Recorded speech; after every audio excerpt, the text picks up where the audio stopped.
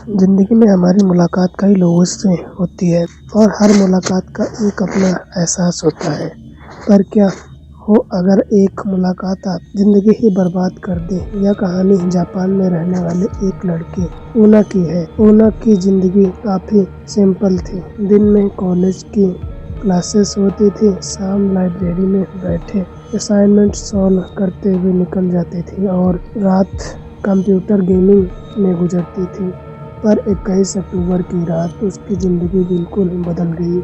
ऊना की अक्सर कॉलेज से सीधा लाइब्रेरी जाकर पढ़ाई करता था। उस दिन ऊना काफ़ी थका हुआ था, इसीलिए उसकी आँख लाइब्रेरी में ही लग गई और जब आँख खुली तो उसने देखा कि घड़ी में रात के 12:30 बज रहे थे। ऊना की कभी भी इतनी देर रात अपने घर से बाहर नहीं रहता था। उसने फटाफट से अपने सामान को पैक किया और अपने घर की ओर निकल गया। ऊना का घर लाइब्रेरी से करीब 20 मीटर की दूरी पर था, पर उसे घर जाने के लिए एक शॉर्टकट रास्ता भी था जिससे वह बस 10 मिनट में पहुंच सकता था, लेकिन उसे सब लोग उस शॉर्टकट को लेने से अक्सर मना किया करते थे। उस शॉर्टकट वाले रास्ते पर कोई भी लैंप या रोशनी नहीं थी। उस रास्ते पर बिल्कुल अंधेरा रहता था और लोग कहते थे कि उस अंधेरे में अकाई ओना रहती है। अकाई ओना जापान का एक मिस्टीरियल हॉरर लेजेंड था। कहते हैं कि बहुत से लोगों को रात के अंधेरे में एक रेड ड्रेस में लड़की दिखाई देती है और उस लड़की के चेहरे को अगर कोई देख लेता है तो वह लड़की उसके पीछे एक साए की तरह पड़ जाती है। कई लोग गायब हो गया, मरे हुए पाए गए। अकाई ओना को बस एक हॉरर लेजेंड मानता और वह पहले ही कई बार उस शॉर्टकट से घर गया था और उसे कभी ऐसा कुछ नहीं मिला। पर यह पहली बार था जब इतनी रात हो चुकी थी। ऊना को बहुत तेज नींद आ रही थी और वह बिना कुछ सोचे उसी शॉर्टकट वाले रास्ते पर चल दिया। शुरुआत में ऊना आँखी को उस रास्ते पर कुछ भी दिखाई नहीं दिया, पर धीरे धीरे हल्की आसमान की रोशनी में उसे थोड़ा बहुत रास्ता दिखाई देने लगा। कुछ दूर चलते ही अचानक ऊना को दीवार के पास एक औरत खड़ी दिखाई दी। उस औरत ने लाल रंग की ड्रेस पहनी हुई थी। ऊना को अचानक से घबराहट होने लगी।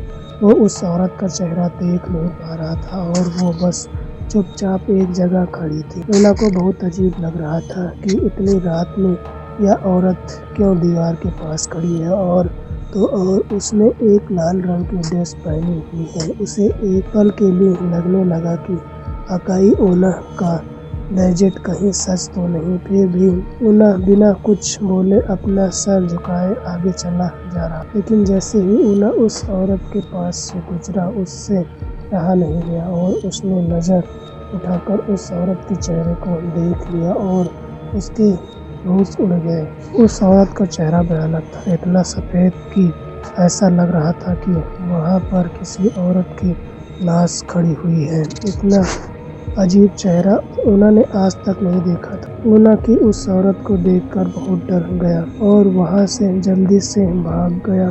जैसे तैसे वो अपने घर पहुंचा। ऊना ने जो देखा वो उसे भूल नहीं पा रहा था। उस औरत का चेहरा मानो उसके दिमाग के अंदर छप गया था। अगले दिन ऊना की अपनी उसी रूटीन के साथ जिंदगी जीने लगा, पर अब शाम होते ही उसके साथ कुछ अजीब होने लगा। उसे ऐसा महसूस होता कि जैसे उसके आसपास कोई मौजूद है जो उस पर नजर गड़ाए बैठा हुआ है। ऐसी ही एक रात ऊना की अपने बिस्तर पर चादर ओढ़कर सो रहा था। तभी उसे ऐसा लगा कि जैसे किसी ने उसकी चादर को नीचे की तरफ से खींचा हो। ऊना की नींद खुल गई। उसने सहमी नजरों से इधर उधर देखा तो उसे कुछ नहीं दिखाई दिया, पर तभी उसकी आंखों के सामने एक लाल परछाई तेजी से कमरे की खिड़की के बाहर चली गई। ऊना को अपनी आंखों पर विश्वास नहीं हो रहा था। उसे लग रहा था कि वह पागल होता जा रहा है। उसने खुद को समझाया कि यह सब उसका वहम है और जबरदस्ती अपनी आंखें बंद करके छत की तरफ मुंह करके सो गया। कुछ देर तक सोने की कोशिश करने के बाद ऊना ने बेचैनी में अपनी आंखें खोली और फिर से उसे कमरे की छत पर बिस्तर के ठीक पास वही लाल ड्रेस वाली लड़की दीवार से चिपकी हुई उसे घूरे जा रही थी। ऊना जोर से चीखा और वहीं उसकी नींद खुल गई। ऊना को अब समझ आ गया कि वो असल में यह सब एक सपने में दिख रहा था। उसका गला बुरी तरह सूख गया और पूरा शरीर पसीने पसीने में भीगा हुआ था। तभी वो उठकर पानी पीने लगा। पानी पीते हुए ऊना की नज़र अपने कमरे की खिड़की पर गई और उसके हाथ से उसका पानी का गिलास छूट गया। खिड़की के ठीक बाहर वही लाल ड्रेस वाली औरत खड़ी थी और वो अपने उसी भयानक चेहरे से ऊना को घूरे जा रही थी। लेकिन ऊना ने जैसे ही लाइट्स ऑन की तो उसने देखा कि खिड़की पर कोई नहीं है। दिन बीतते गए और यह इंस्टेंट बढ़ते जा रहे थे। उसे हर जगह अकाई ऊना दिखाई देने लगी थी। ऊना ने अपने कुछ दोस्तों से भी इस बारे में बात की पर किसी ने भी उसकी बात पर विश्वास नहीं किया। उसके दिमाग में यही चल रहा था कि कहीं वह अब गायब तो नहीं हो जाएगा।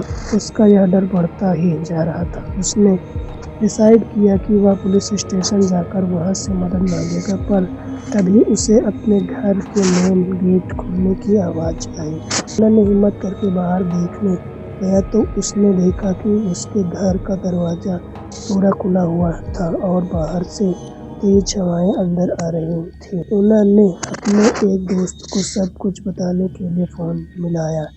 उनकी बस अपने साथ हुई इंसिडेंट के बारे में बोलता चला गया। तभी बात करते करते वह एकदम से रुक गया क्योंकि उसे अपनी गर्दन के ऊपर किसी की सांसें महसूस हुई। ऊना समझ गया कि उसके पीछे कोई खड़ा था। एकदम से उसे एक हाथ अपनी गर्दन पर आता हुआ महसूस हुआ। जब ऊना ने शीशे में देखा तो वह कांप उठा। अकाई ऊना उसके ठीक पीछे खड़ी थी। ऊना ने घबराते हुए अपने दोस्त से फोन पर कहा वो मुझे लेने आई है। कुछ ही देर का दोस्त उसके घर पहुंचा। ऊना का पूरा घर तहस नहस हो चुका था। ऐसा लग रहा था कि जैसे घर के अंदर कोई तूफान आया हो। उसके दोस्त ने पूरा घर ढूंढा पर ऊना का कहीं भी पता नहीं चला। ऊना की अपने ही घर में गायब हो गया था और उस दिन के बाद वह कभी किसी को नहीं मिला। आज तक कोई नहीं जानता कि ऊना के साथ आखिर हुआ क्या। कौन है अकाई ऊना और क्यों वह जापान में लोगों को गायब कर रही है। इन सभी सवालों के जवाब तो हमारे पास भी नहीं है, पर हम सिर्फ इतना जानते हैं अगर आपको भी कोई ऐसी औरत किसी अंधेरी गली में खड़ी दिखाई देती है तो वहां से वापस मुड़ जाना ही बेहतर है।